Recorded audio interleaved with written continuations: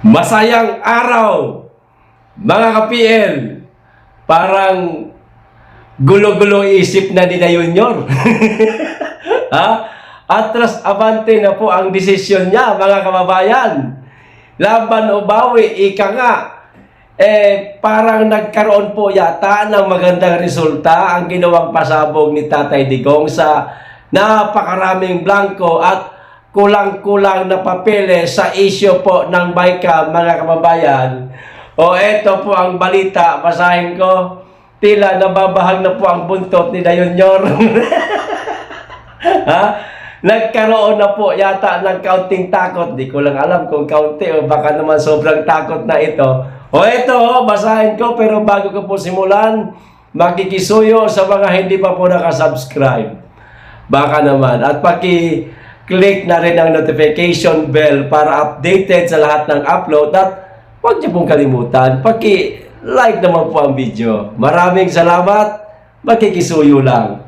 O mula po ito, mga kababayan, sa PTV, ayan, ilagay ko na rin news update. Ito na. President Ferdinand R. Marcos Jr.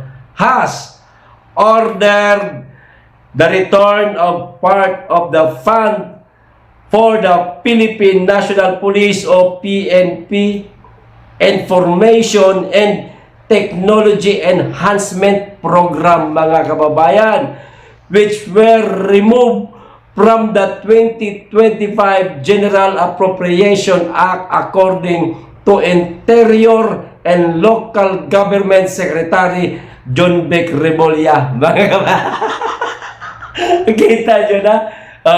Tinanggal po kasi ito sa 2025 General Appropriation Act, mga kababayan. Siguro, meron pong nakabulong sa kanya, nako, Mr. President, pag mong gagawin yan, natatanggalan mo ng, pondo, ang Philippine National Police, dito sa kanilang Information and Technology Enhancement Program. Abay, maraming magagalit sa iyo niyan. Oh. So anong ginawa niya? Pinabalik niya na, mga sabi sa inyo gulo-gulo isip niya. Tuloy, tila nagkaroon po ng magandang epekto yung ginawang pasabog ni Tatay Digong. Tinanggal kasi ito yan na, di ba? May mga blanco, parang nga naman, mga kababayan, kapag sandali, may babaguhin tayo, tamper na lang, ganun na lang. Di ba? Ito pa. As instructed by the President sa ating Budget Secretary Amenah Pangandaman, i-revert ang budget ng IT at tatanggalin ang additional 500 million sa intelligence fund na nilagay sa GAA. So, return to original amount ang budget ng PNP. Ani Remulla, mga kita nyo na, tapal dito, tapal doon, mga kababayan. Ganito na lang.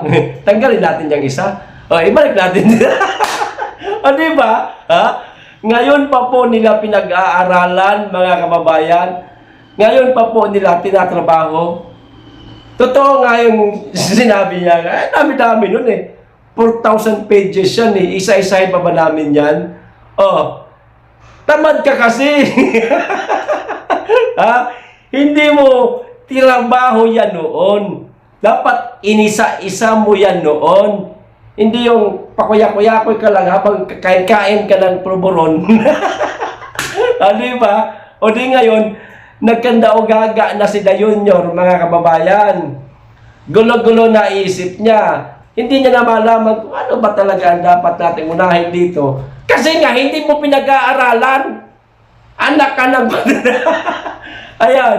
O di, lumalabas pa tuloy dito na parang natatakot na tuloy. Siyempre, PNP yan Tinanggalan mo ng pondo. Magagalit sa'yo ang PNP niya na alam mo naman, siyempre na sa'yo yan, nakadikit ngayon, ganun na rin ang kasundaluhan. O ngayon, pag inisahan mo ang mga yan, tinanggalan ng pondo na kailangan nila yan, magtatampo sa'yo yan. Baka naman humantong pa sa kung anong mga gawain ng magagawa nila. Oh, yun.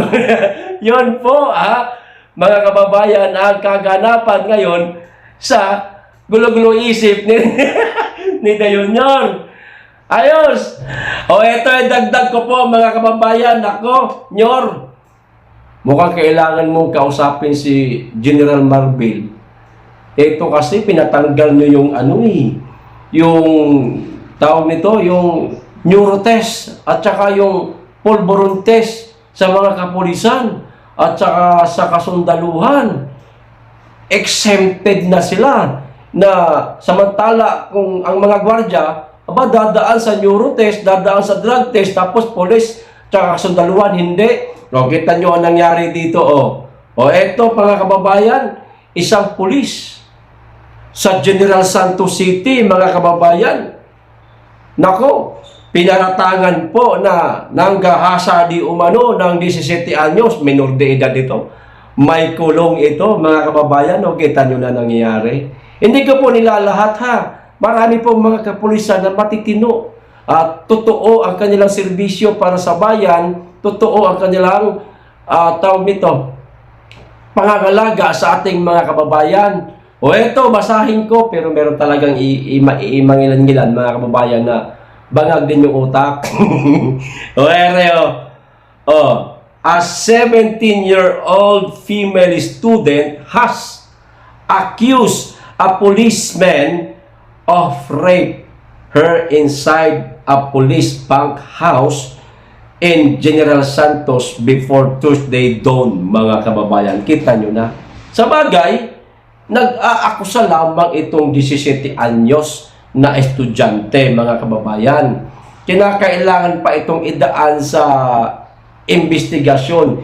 Titignan ang kanyang masilang bahagi ng katawan kung ito ba ay may pilas, may punit na tanda ng panggagahasa di umano ng isang pulis o sa loob pa mismo ng bunkhouse, mga kababayan. Nangyari ko ito sa General Santos City. O sana sa lalong madaling panahon maimbestigahan kaagad dito nang malaman ang katotohanan kung talaga bang nagahasa itong minor de edad na estudyante ng isang pulis. Nang sa ganon, mapatawa ng parusa ang ang gumawa nito sa estudyante. Di ho ba, mga kababayan?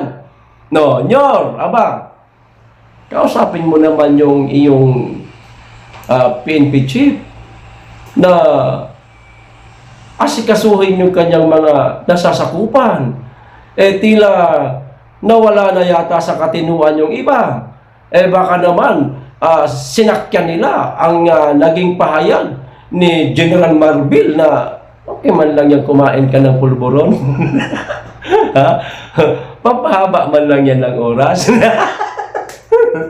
Papahaba daw ng oras sa trabaho, mga kababayan. So, okay lang. Ayun, baka ginamit na sandata ito ng iyong mga kapulisan, General Marbil. Sabi ni General, okay lang daw tayo kumain ng pulburon. Kasi mahaba man yung oras natin, 24 oras man yung duty natin. Hindi kain na lang tayo ng pulburon. At least may dahilan. Yun, nakabuang, mga kababayan. Eto, pag napatunayan, may kulong ito. Nanggahasa ng minor de edad. Nako po. Eto pa, dagdag ko. Gusto nyo po ng kaunting katatawanan? Mga kababayan? Eto. Ayan na. Basahin ko na. Look. Ayan. Congressman Dan Fernandez, walang kaarte-arte sa katawan. Pinaliguan at sinabunan ang isang matanda. Ganitong klaseng leader ang kailangan ng ating bansa. What? Mga kababayan. Kung hindi magkaroon ng halalan, hindi ito gagawin itong mama na ito. Ito talagang brother ko, mga kababayan. Ang daming drama sa buhay. Baka naman, pati paghugas ng wet packs ng matandang lalaki kapag may ibak, gawin mo na rin, sir. Ha?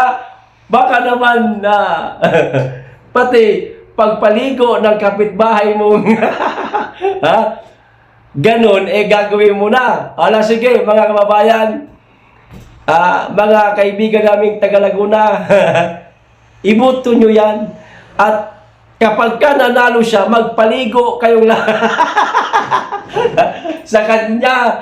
O, ewan ko lang kung mangyayari yan, mga kababayan. O, kayo na pong umusga. Ang ganilang klaseng politiko, wala na po tayo dapat sabihin pa na marami. No? Kayo na lang po ang humusga, mga kababayan. Makikita niyo naman po ang galaw na isang politikong totoo at politikong politiko. Okay, hanggang dito lang. Maraming salamat. Mag-iingat kayo lagi. At higit sa lahat, mahalin natin ang Pilipinas.